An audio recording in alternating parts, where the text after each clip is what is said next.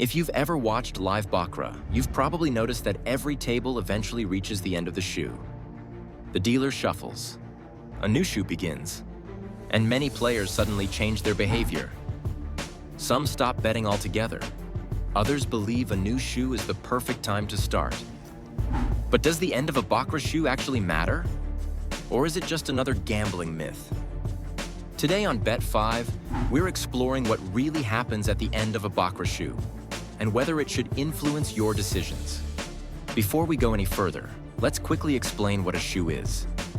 Instead of using a single deck, Baccarat is typically played with multiple decks of cards placed inside a dealing shoe. The dealer continues dealing until only a small number of cards remain.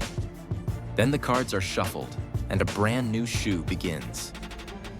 While this is simply part of how the game is run, many players believe the end of a shoe is significant. But why? Some players feel more comfortable starting fresh with a new shoe. Others believe that if they've been tracking results or following trends, they should stop once the shoe is nearly finished. For many, it's less about changing the odds and more about resetting their mindset. A new shoe can serve as a natural break, a chance to step back, review your bankroll, and decide whether to continue or call it a day.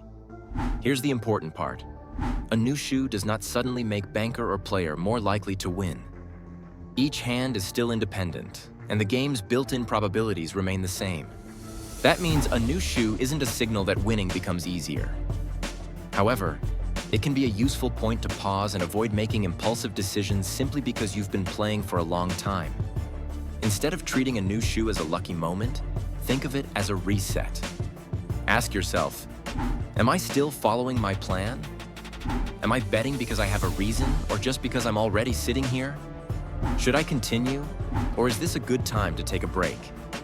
Sometimes the best decision isn't about the next hand. It's about whether you should play the next hand at all. The end of a Baccarat shoe doesn't change the mathematics of the game, but it can change your mindset, and that may be even more important. Whether you decide to continue or walk away, making that decision consciously is always better than acting on impulse.